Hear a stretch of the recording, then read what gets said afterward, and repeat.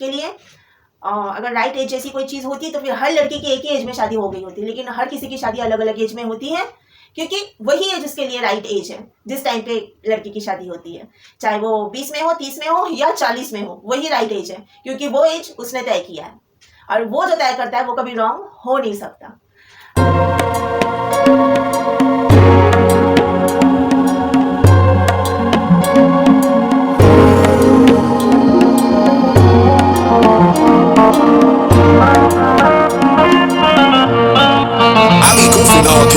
हाय।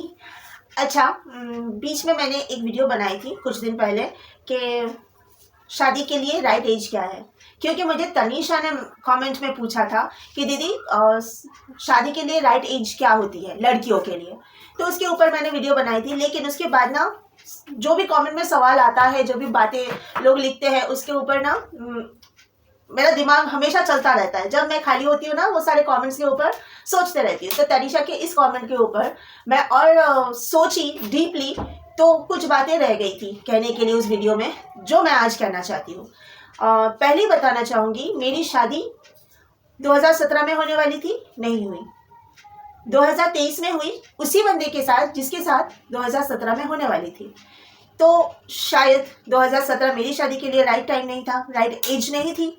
ऊपर वाले ने उस टाइम पे लिखा नहीं था मेरी शादी तभी टूटी, और वही शादी उसी बंदे के साथ अगले 6 साल के बाद हुई, क्योंकि शायद वही सही टाइम ऊपर वाले के हिसाब से मेरे लिए सही टाइम था।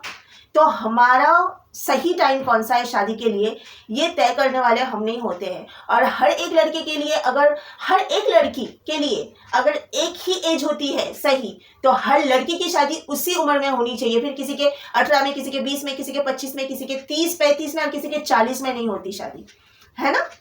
तो वो तय करने वाले हम नहीं होते हैं, वो तय करने वाला ऊपर वाला है। मेरी शादी होने से पहले कभी भी ना मेरे घर से शादी के लिए ट्राई नहीं किया गया।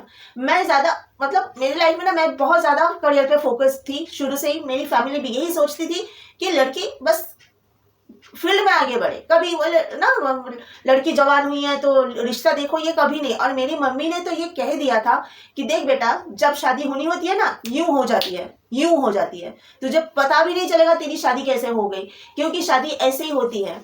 नसीब में जब लिखा रहता है तब होती है, और ऐसे फटाक से हो जाती है।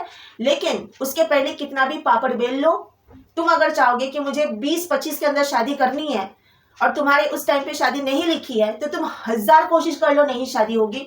तो ये जो चीज़ है ना, ऐसे हो जाती है जब होनी होती है। इसके लिए सिर्फ काम करो, काम पे फोकस करो, करियर में आगे बढ़ो। तुम्हारी शादी जब होनी होगी ऐसे ही हो जाएगी, ऐवे ही हो जाएगी, देख लेना तू।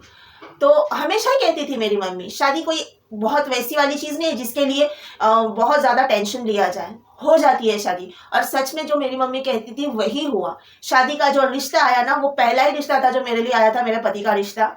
और उसके पहले ना कोई रिश्ता कभी आया है। प्रपोजल लड़कों का तो बहुत मिलता रहता था, वो तो मतलब जैसे चना मूंगफली जैसे प्रपोजल आते थे। लेकिन उसको मैं शादी का रिश्ता नहीं मानूंगी। शादी का रिश्ता जो आया सिर्फ वन एंड ओनली मेरे ससुराल वालों की तरफ से, मेरे पति की तरफ से आया था।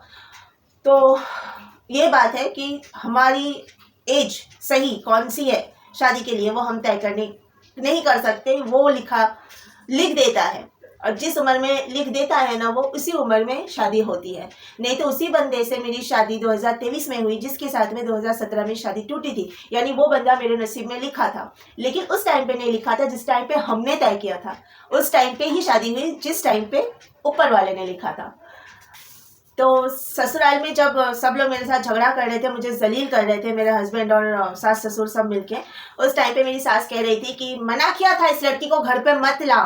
देखा देखा था, ऐसा बोल रहे जैसे कि मैंने उनका भैंस चुरा लिया है, ऐसा कर रही है, जैसे कि पता नहीं क्या हो गया उनका मेरे वजह से। तो एनीवेज उस टाइम पे ना तो ऐसा बोल रही थी इस लड़की को घर पे मत ला। तो यही सब बात मैं जब अपने पहचान वालों से करती हूँ ना कि मेरी सास ऐसा बोल रही थी, तो किसी ने ऐसा कहा सुनने के बाद कि उस औरत को बोलना चाहिए था, तेरे घर पे मैं तेरी मर्जी से नहीं आई हूँ, मैं उस भगवान की मर्जी से आई हूँ। क्योंकि तेरी मर्जी से अगर मैं आती ना तो 6 साल पहले आ गई होती। अब उस भगवान की मर्जी से आई हो, और उसके बाद तू ये जो हरकतें मेरे साथ कर रही है ना, भगवान का खौफ रख, ये तुझे बोलना चाहिए था वहां पर। तो मैं तो उस टाइम पे पूरा ब्लैंक हो गई थी, क्योंकि मुझे समझ में नहीं आ रहा था ये लोग ऐसा क्यों कर रहा है। मैंने तो कुछ किया नहीं, अगर कुछ किया होता तो वो लोग बोलते भी, कोई ठोस वजह दिखाना चाहिए था ना, लेकिन ठोस कोई वजह नहीं है। बाथरूम में साबुन का झाग पड़ा था कपड़ा धोने के बाद, गैस ओवन के ऊपर चाय चढ़ा के मोबाइल निकालने के लिए, चार्जिंग से मोबाइल निकालने के लिए चली गई थी। ये कोई ठोस वजह तो है नहीं, तो ये सब कोई गलती नहीं है जिसके लिए मैं उनका पैर पकड़ के मैं माफ़ी मांग लूँ। तो और झूठा इल्ज़ाम की चाय वो हो गई थी, मतलब छोटी हो गई थी सूख के, जबकि ऐसा कुछ हुआ ही नहीं था। चाय तो मुझे जाके दोबारा पकाना पड़ा, उसको फिर उबालना पड़ा, उन लोगों ने गैस ऑफ कर दिया था, जाके देखा चाय बनी ही नहीं है ठीक से। तो ये सब, और वो लोग अगर बोले मतलब झूठा इल्ज़ाम लगाएंगे तो झूठ के लिए मैं क्यों माफ़ी मांगू। मैं ये कह रही थी कि ऐसा कुछ हुआ नहीं था, लेकिन वो लोग मानने के लिए तैयार नहीं, वो लोग झूठ बोलेंगे मेरे बारे में, और झूठ के लिए मैं माफ़ी मांगने के लिए तैयार नहीं थी। तो जो भी है, उस टाइम पे मैं पूरा ब्लैंक थी, मैं जवाब दूँ क्या, मैं क्या जवाब दूँ, मेरे समझ में नहीं आ रहा था।